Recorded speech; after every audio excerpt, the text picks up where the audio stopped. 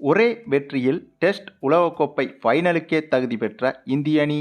சற்று முன் யாருமே எதிர்பார்க்காத பயங்கர ட்விஸ்ட் கொடுத்த இந்தியா.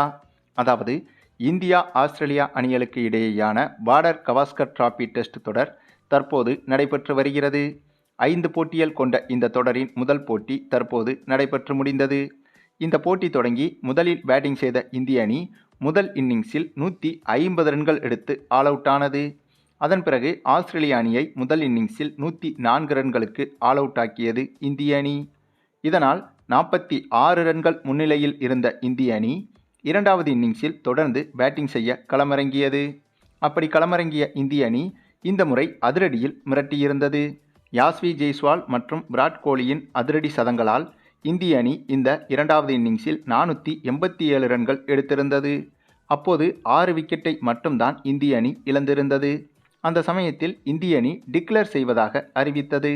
இதனால் ஏற்கனவே முதல் இன்னிங்ஸில் 46 ரன்கள் முன்னிலையில் இருந்த இந்திய அணி இப்போது 487 ரன்கள் எடுத்துள்ளதால் மொத்தமாக 533 ரன்கள் என்ற இலக்கை எட்டியிருந்தது இந்தியா.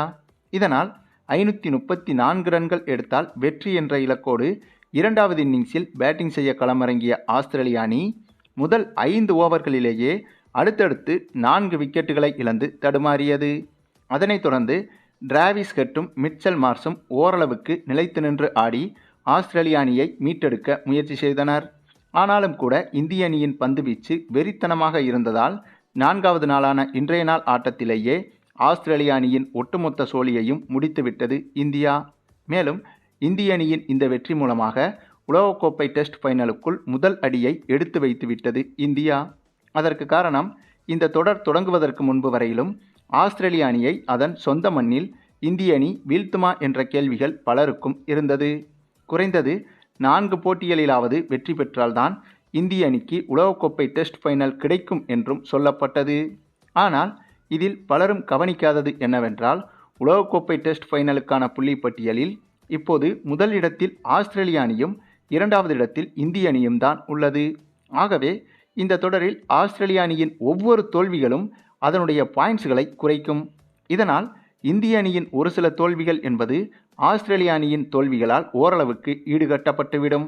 ஆக அந்த ஒரு கணக்கின்படி பார்த்தால் இந்த போட்டியின் வெற்றியால் இந்திய அணியின் டெஸ்ட் உலகக்கோப்பை வாய்ப்பு என்பது இப்போது ஏறக்குறைய உறுதியாகிவிட்டது. ஏனென்றால் உலகக்கோப்பை டெஸ்ட் ஃபைனலுக்குள் இந்திய அணி செல்வதற்கு மற்ற அணிகளை விட இந்த ஆஸ்திரேலிய அணிதான் இந்திய அணிக்கு பெரும் தடைக்கல்லாக இருந்து வந்தது. அந்த தடைகளை இன்றோடு ஏறக்குறைய அடித்து சிதறவிட்டு விட்டது இந்தியா. சரி, நீங்கள் சொல்லுங்க, இந்த ஆஸ்திரேலியா தொடரில் இதே போல இந்திய அணி இன்னும் அதிகப்படியான வெற்றிகளை குவிக்குமா என்பதை பற்றியும், அதே போல இனிமேல் இந்திய அணி டெஸ்ட் உலகக்கோப்பை ஃபைனல் செல்வதற்கு ஏதேனும் மிகப்பெரிய தடைகள் இருக்கிறதா என்பதை பற்றியும் உங்களுடைய கருத்துக்களையும் கமெண்டில் தெரிவிங்க.